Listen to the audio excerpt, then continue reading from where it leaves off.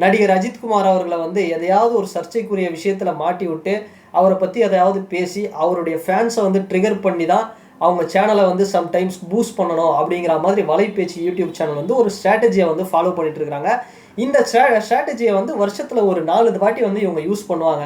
இதுக்கு முன்னாடியே இந்த வருஷத்துல பார்த்தோம் அப்படின்னா ஏஆர் முருகதாஸ் இயக்குனர் ஏஆர் முருகதாஸ் வந்து அஜித் சார் வந்து உருவக்கேலி பண்ணதாகவும் தப்பா பேசுனதாகவும் வந்து ஒரு விஷயம் சொல்லியிருந்தாங்க.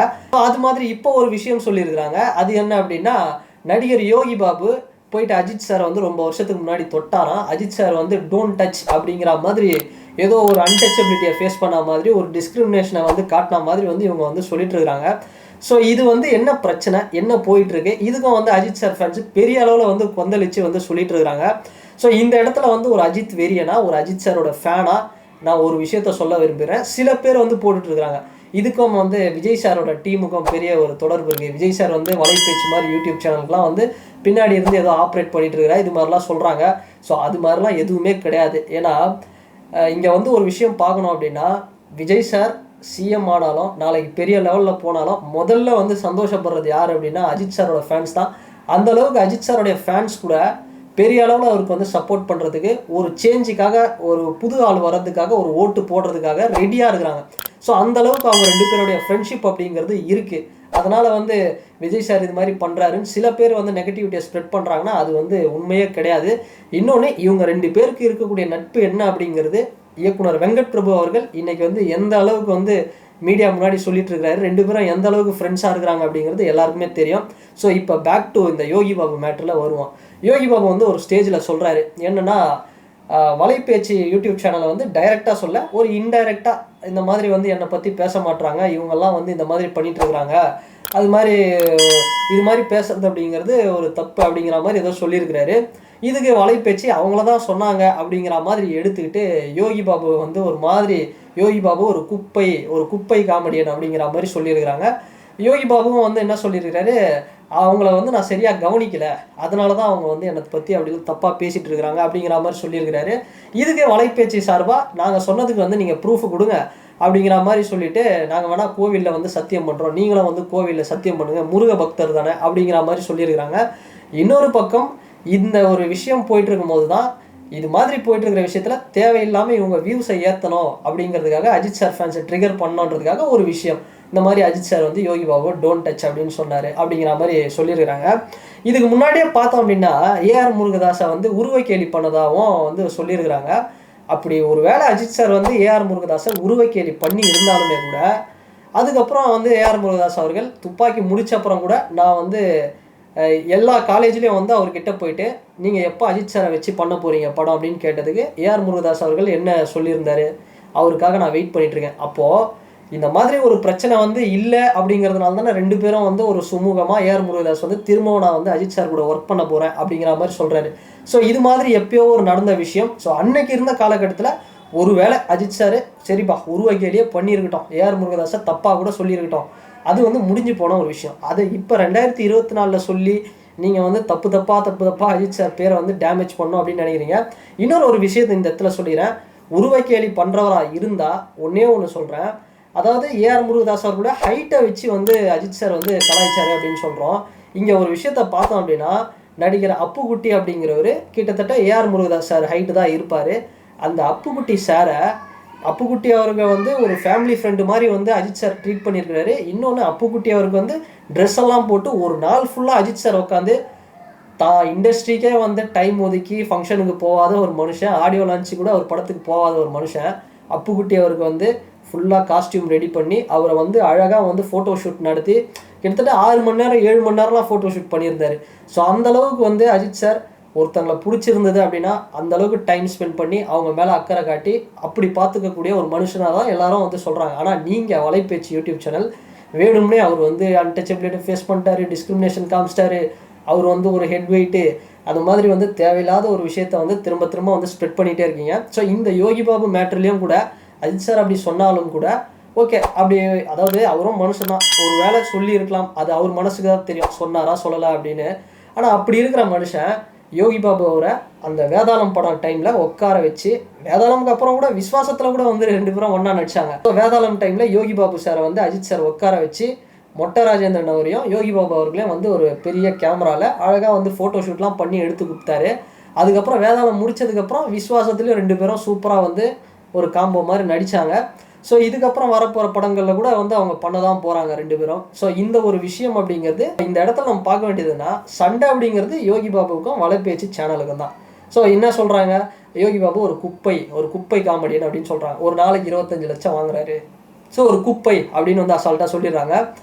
என்ன கேட்டால் வந்து ஒரு குப்பை காமெடியன் அப்படிலாம் சொல்ல முடியாது. ஏன்னா வடிவேல் சாருக்கு அடுத்தபடியாக ஒருத்தரை பார்த்தோன்னே அவருடைய முகத்தை பார்த்தோன்னே சிரிப்பு வருதுன்னா யோகி பாபு அதில் வந்து ஒருத்தர். ஏன்னா அவர் வந்து ஜெயிலரில் பண்ண காமெடி சூப்பர் ஸ்டாரே வந்து அப்படி ஒரு மிரட்டுற மாதிரி ஒரு தோணியில் ஒரு காமெடிலாம் பண்ணியிருந்தார். அதெல்லாம் பார்த்து எப்படி என்ஜாய் பண்ணாங்கன்றது எல்லாருக்குமே தெரியும். இன்னொன்று இப்போ ரீசெண்டாக வந்து சட்னி சாம்பார்னு வந்து ஒரு சீரிஸ் ஒன்று வந்தது, ஒரு வெப் சீரிஸ் மாதிரி வந்து ஒரு காமெடியாக டிஸ்னி ஹாட்ஸ்டாரில் வந்து அதில் யோகி பாபு தான் வந்து ஒரு லீட் ரோல் எடுத்து பண்ணுறாரு. கண்டிப்பாக அவருக்காகவே, அவர் பேசுகிற ஸ்லாங்குக்காகவே, அவர் பண்ணுற காமெடிக்காகவே அந்த சீரிஸை உட்காந்து பார்க்கலாம் ஃபேமிலியோட. ஸோ அந்த மாதிரி இருக்குது.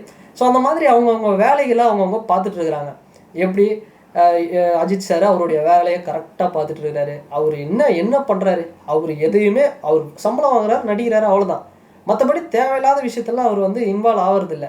ஸோ அது மாதிரி தான் அவருடைய ஃபேன்ஸும் வந்து இன்றைக்கி இருக்கிறாங்க. முன்ன ஒரு காலத்தில் சோஷியல் மீடியாவில் வந்து ரொம்ப ஆக்ரோஷமாக சண்டைலாம் போட்டாங்க. இன்றைக்கி அவங்கவுங்க வேலையை பாருறாங்க. விடாமுயற்சி எப்போ வருது, குட் பேட் அக்லி எப்போ வருது, ஒரு 3 நாள் திருவிழா மாதிரி ஜாலியாக செலிப்ரேட் பண்ணுமா, முடிச்சோமா, வருஷத்தில் ஒரு நாள் திருவிழா மாதிரி வேலையை போய் பார்த்தோமா அப்படிங்கிற மாதிரி இருக்கிறாங்க.